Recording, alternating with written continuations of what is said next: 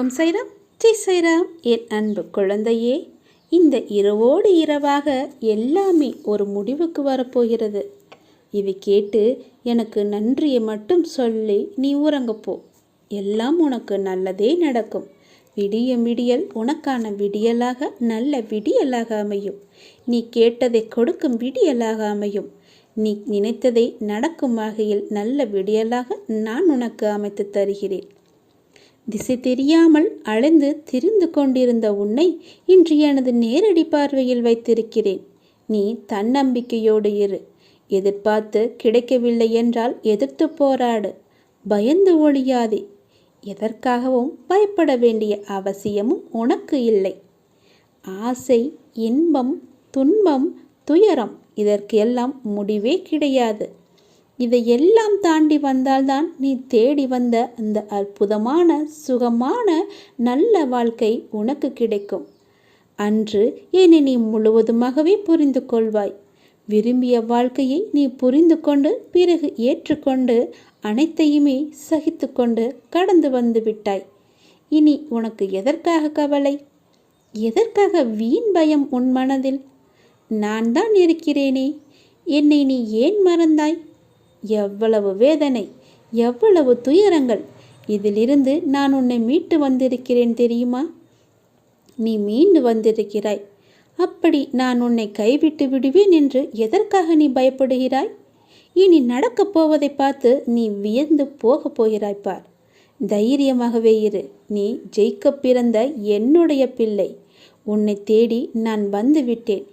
நீ என்னை வரவேற்று தயாராக உள்ளே அழைத்து போய்விட்டாய். உன்னை மகிழ்விக்கவே நான் இப்போது உன் கர்ம விலன்களை எல்லாம் அழித்து கொண்டிருக்கிறேன். இன்னும் கொஞ்சம் மட்டும்தான் இருக்கிறது. அதையும் கூடிய விரைவிலேயே நான் அழித்து விடுவேன்.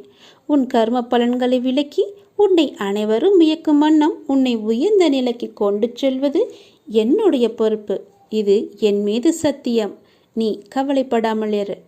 என்னை நீ வரவேற்று உள்ளே அழைத்து போய்விட்டாய். இனி எல்லாமே உனக்கு நல்லதாகவே நடக்கப் போகிறது. உன்னை நான் பாதுகாத்து கொண்டு உன் வீட்டில் நான் கம்பீரமாக இருக்கிறேன். அதுவரை கொஞ்சம் பொறுமையாக இரு. நம்பிக்கையோடு இரு. நம்பிக்கைதான் வாழ்க்கை. அப்பா நான் உனக்கு துணையாக என்றுமே இருப்பேன். இன்று இரவோடு இரவாக உன்னுடைய துன்பங்கள், கஷ்டங்கள், துயரங்கள் எல்லாவற்றையுமே நான் போக்கி காமிக்கிறேன். உன்னுடைய கடன் பிரச்சனையை விரைவாகவே நான் முடித்து வைக்கிறேன். நாளைய விடியல் உனக்கு நல்ல விடியலாக அமையப் போகிறது.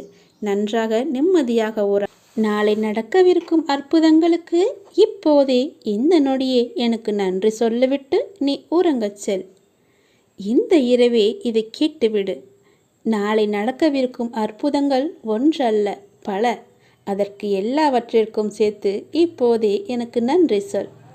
என்ன சாயப்பா இப்படி சொல்கிறீர்கள்? நான் நினைத்தது நடந்து விடுமா? நான் கேட்டது எனக்கு கிடைத்து விடுமா? நான் படாத துன்பமே இல்லையே. அப்படி இருந்தும் திடீரென்று எப்படி எனக்கு அற்புதங்கள் நடக்க இருக்கிறது என்று ஒன்றன் பின் ஒன்றாக உன் மனதில் பல விதமான கேள்விகள் எழுந்து கொண்டே இருக்கும். நீ இப்போதே எனக்கு நன்றி சொல். நாளை நடக்கவிருக்கும் அற்புதங்களை காண இப்போதே உன்னை தயார்படுத்திக்கொள். உன் அப்பா நான் சொல்கிறேன், நீ கேட்க மாட்டாயா? உனக்கு நித்தம் நித்தம் ஒவ்வொரு குழப்பம், புதிய புதிய எண்ணங்கள், அவைகள் உன்னை ஈர்க்கும். அதையெல்லாம் தாண்டி வரும் வழியில் பலவிதமான தடங்கல்கள் இருக்கும். இவை எல்லாம் உன்னை மாற்றுதான் என்பதை நீ தெளிவாக புரிந்து கொள். ஒரு விஷயம் உன் முன் நடக்கிறது என்றால் அதை எதிர்கொள்ள நீ நினைக்க வேண்டும். தப்பித்து ஓட பார்த்தால் அது உன்னை துரத்ததானே செய்யும். நீ ஓடும்போது அதுவும் உன்னை பின்தொடர்ந்து உன்னை வேகமாக விரட்டி வரும். நீ ஏன் அதற்கு பயப்படுகிறாய்? நிமிர்ந்து நில், எதிர்த்து நில். உன்னை பார்த்து அது ஓடட்டும். நீ ஓடும் ஒவ்வொரு நேரமும் அதனால் வழிகளுக்கு தான் நீ ஆளாவாய். அதற்கு நீ அதை ஏற்று அதில் பக்குவப்பட்டு அதை தாண்டு வருவதில்தான் உண்மையான வாழ்க்கை இருக்கிறது. நீ எதிர்த்து நின்று பார். அது உன்னை பார்த்து பயந்து ஓடி ஒளிந்து விடும். பிறகு என்ன? உன் வழியில் எந்த ஒரு தடங்களுமே இருக்காதே. நிகழ்வு என்ன நடந்தாலும் உன் மனம் தெளிந்த நீரான கடல் போல் சம அளவாய் நிற்க வேண்டும். கடல் சீற்றத்தால் பொங்கி வரும் தண்ணீரானது உள்ளே செல்லும். என்றைக்காவது கடல் நீர் வற்றியது என ஒரு நிகழ்வு நடந்திருக்கிறதா? இல்லையே. 1000 மாற்றங்களை கடந்து வந்த பிறகுதான் கடல் தன் சம நிலவில் நிலைக்க முடியும். 5 பூதங்களில் ஒன்றாலான கடலுக்கே இந்த பரீட்சை என்றால் 5 புலன்களான மனித உடலில் இருப்பவர்களுக்கு எத்தனை பரீட்சை? அந்த பரீட்சை தான் இது. நீ பாதி அளவில் தாண்டி விட்டாய். நம்பிக்கை, விசுவாசம், பொறுமை, பக்தி என எல்லாவற்றிலுமே வென்று நீ இந்த பாதி கடலையும் உன்னால் சமமாகவே தாண்ட முடியும். சம அளவாய் இன்று இருக்கிறாய் நீ. தாண்டிவிடு. ஆனால் உனக்கான உயர்வான இடத்தில் வந்தவுடன் உனக்கு தோன்றும் அகங்காரம் அது மிக தந்திரமான ஆயுதம். அதன் பிடியில் ஈர்க்கப்படுவது சுலபம். இதை அகங்காரம் என்று உணர்ந்து அதிலிருந்து வெளியே வருவது என்பது ஒரு சிக்கலான விஷயம். அதற்கு நீ செய்ய வேண்டியது அமைதியான மொழிகள், வாக்குவாதம் இல்லாமல் இருப்பது. ஏவிய அம்புகளுக்கு குறிக்கோள் என்பது ஒரு திசைதான். ஆனால் ஏவப்படாத அம்புகளுக்கு எத்தனை விதமான குறிக்கோள்கள் இருக்கிறது என்பதை நீ யோசித்துப்பார். பலவிதமான திசைகள் இருக்கும்.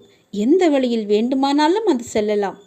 என்றைக்கும் தன்னை ஒரு இடத்தில் தாழ்த்தி நினைப்பவர் வாழ்வில் உயர்ந்து இருப்பார். அதை நினைவில் வைத்துக்கொள். நீ என் பரிபூர்ண அருள் பெற்ற என்னுடைய குழந்தை. எப்போதுமே உனக்கு துன்பம் என்பதே நேராது. நீங்கள் எங்கு இருந்தாலும் எதை செய்தாலும் எவை எல்லாவற்றையுமே நான் அறிவேன். உங்களை ஆட்டுவிப்பவன் நானே. எல்லாவற்றையும் படைத்து காப்பவனும் நானே. உலகத்தின் ஆதாரமாக நான் இருக்கிறேன்.